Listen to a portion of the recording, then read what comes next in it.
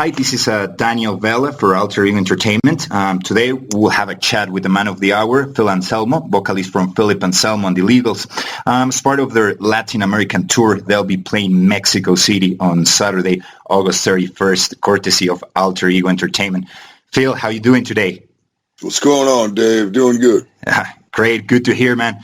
So, well, let me just start, from a little bit background from your band, from Philip Anselmo and the Illegals. So, tell me what's the story behind you and the Illegals? How did the band form? Just for those that are not that familiar with this one. Well, the band it seems like it's always taking on a new shape or form or members and whatnot. But really, it was originally a project to, I guess, play more extreme versions of heavy metal. And, of course, once you get everybody in the room, ideas get thrown around. You get new members in the band, new ideas get thrown around. So it's still very extreme, depending on your viewpoint. And, yeah, man, and then I guess after Vinnie Paul passed away earlier last year, there was an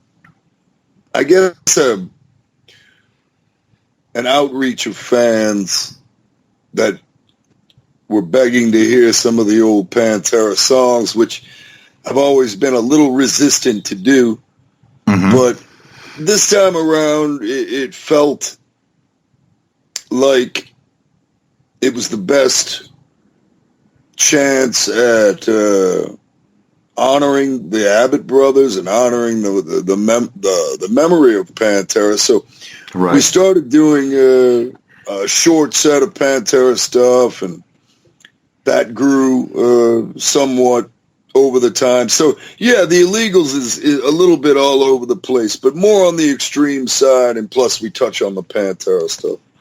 Right. So, I mean, when you said, like, it depends on, which perspective the fans, see the band, which music genre would you describe you and the Illegals are or fall into? I don't know about gender, but genre, I'll say, I think you messed that one up. That's all right, though. It happens. Anything from, what I would call second wave death metal, like early Morbid Angel, to modern death metal, like Portal and Australian death metal to a great degree.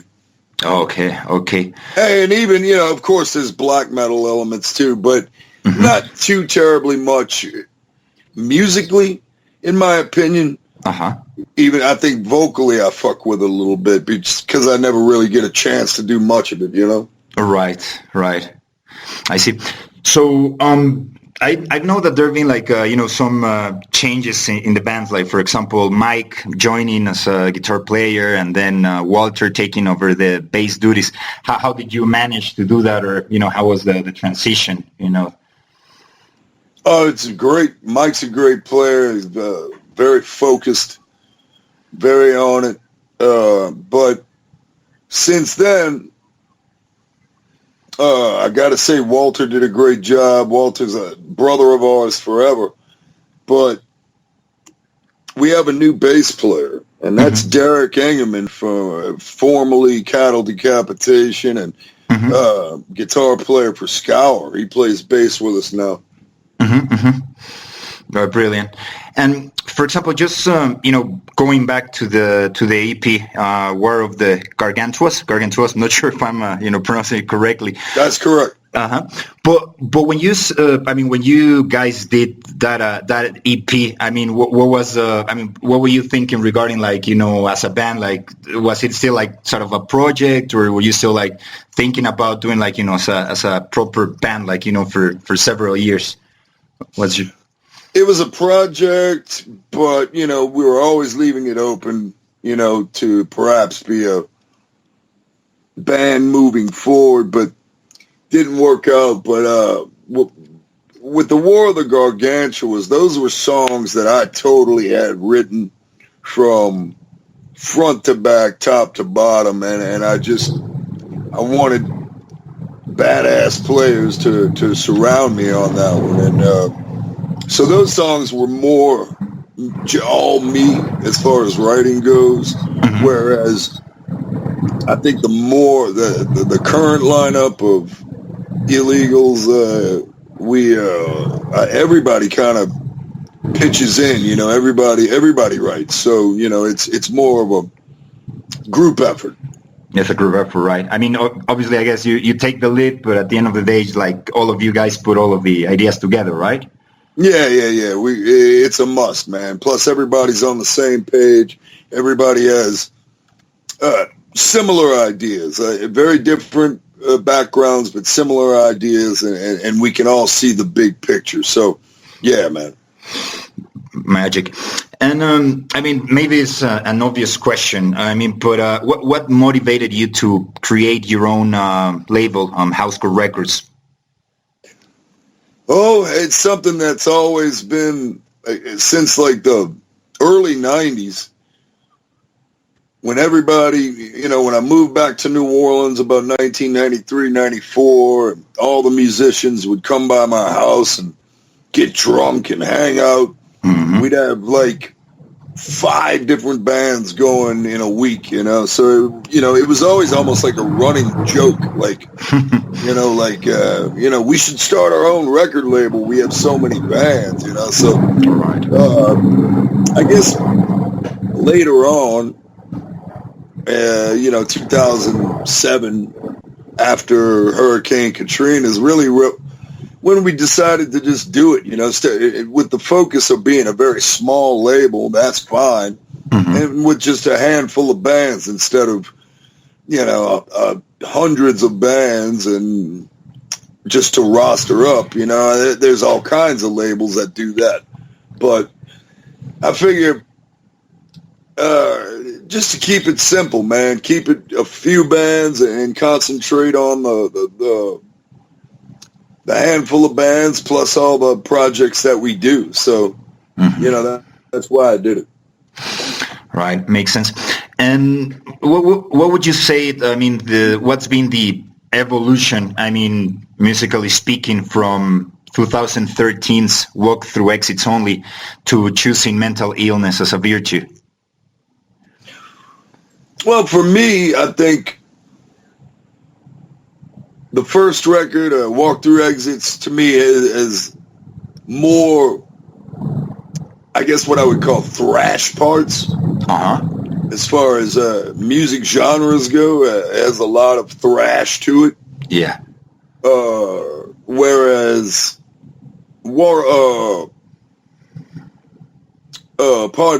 the second record, Choosing Mental Illness, is really more of a grinding record, maybe in the grindcore, death metal, anal cunt type of way, hell, even Portal, it's all in there. Right. And I mean, I remember watching you guys last year when you played in Mexico City at the Forest Fest. It was great. And I mean, how was that experience? I mean, I know you've been to Mexico City, several times, but this one, I mean, specific, and obviously you as well play in Monterrey at the Metal Fest. So, I mean, how was that experience? This one? I thought it was great, man. I had a blast. That was a great show, great crowd. It's what I expect out of Mexico City. Fucking awesome. Absolutely. And how did you come with with the name for this for your last album? I mean, Choosing Mental Illness as a Virtue. Well, that's kind of delicate, but I'm not cautious really about talking about reality. I've dealt with mental illness since I was a young man, and I guess with the title of the record, I think that when you I guess I can only speak for me, but with mental illness, it's something that is there. It's something that needs to be maintained. It's not something that you're going to squash out completely. It's part of you. So instead of ignoring it, it's like, it's okay to embrace it because there is no other choice. And this harkens back to lyrics from Mouth for War, really. It's like channeling negativity and negative things, channeling those things and harnessing those things and turning them into something productive. That's where the virtue comes in. And that's where you can take all the bleak things and twist them to work for you instead of you work for them, if you understand me. Yeah, definitely. Yeah, I love those lyrics. Yeah, that's true. Thank you, brother. Yeah, and tell me what can we expect? I mean, I know that. I mean, obviously you're gonna be playing songs from Pantera and all that, but what can we expect as fans? I mean, I'm looking forward to see you and the Legals playing a lot of the stuff that you have with this band. So what can the fans expect from this next coming tour and concert? I think what we have planned is. Depending on the crowd, depending on the vibe of the show, we can do all illegals. That's fine. We can do a half and half set of illegals. It's a good blend of the first record and the second record. Decent blend of that for the first half of the show, and then the second half we could do some Pantera songs or whatever, man. Whatever people want, man. Okay, so you have it, pretty open. It's not like you have to stick to a specific set list and just, go like by the book, let's say. Yeah, exactly. And it's also like, I want it to be where, this is me just, I guess, reflecting on how I am with an audience, man. Hey, I'm a music fan too. So it's kind of like I in between songs, I'll flat out ask, what do you want to hear? So we want to be prepared for, the person out in the audience that screams out, bedridden or whatever the hell, just call out any of the songs and hopefully we'll be prepared. Right. Well, would you do any Discharge covers this time, you think? No, probably not. We're trying to work Derek in, and we're trying to get him up to speed on all the illegals and Pantera stuff. And I think we'll primarily be sticking to that. Right. Brilliant. And another you were talking, about like yourself or like personally, talking how's have you fully recovered from all of these back problems you had last year? And I know you went through some surgeries and stuff like that, but how are you feeling now? How are things going with that? Oh, the back's okay. But man, hey, I'm an honest motherfucker here, man. I can't bullshit you. Exactly. Yeah, I got to get it through my fucking head that I'm not fucking 20 anymore. I'm not 30 anymore. I'm not 40 anymore. I'm fucking 50. And it seems like every time I get to feeling good and I'm feeling like my old self, the 20-year-old in my brain always makes me push just that 1 inch too goddamn far. So I'll just say this, man. I've tweaked a shoulder here, a back muscle there, upper back muscle here and there. But I'm fighting through it. I'm toughing it out. And, I'm doing the best I can. I just need to slow down and take things a little bit easier on this old skeleton I got. God damn it.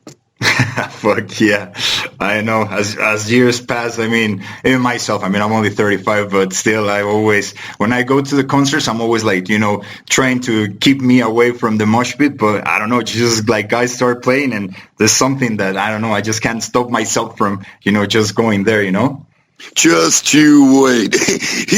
Give it 10 more years, you'll be finding a way out of that, trust me. Definitely. Oh man. Well, I feel, and I mean, just to finish, I mean, I mean, you want to tell something to your fans here in Mexico? Because man, you have like so many fans. Well, I mean, I'm sure you have an idea, but probably way more than you think. So, anything you want to, let them know about your next tour? I did. Hey man, I love you. I fucking love you. Hands down. It don't matter. I love you. I love you. I love you. I saw the love last year when we played the festival.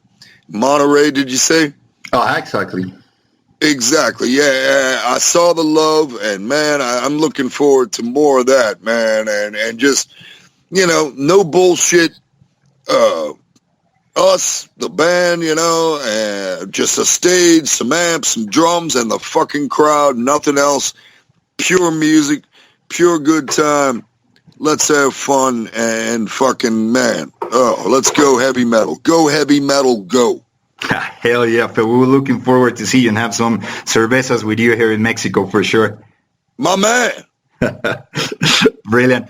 Phil, well, I mean, there's nothing, I mean, left. I mean, of course, I could talk, with you for hours, but unfortunately, we don't have that much time. But I want to, thank you for your time. We were looking forward to see you here in August the 31st in Mexico City, courtesy of Alter Ego Entertainment. And all is left for me is to thank you for your time and, for music and everything you've done, to contribute with it. Oh, man. D, you are good people. And, brother, thanks for the interview. Go, Mexico, go. And I'm ready to go, man. Let's roll. All right. Thank you, Phil, for your time. Lots of love and, take care. All right, brother. See you soon. See you soon, man. Take care. Bye-bye now. Bye.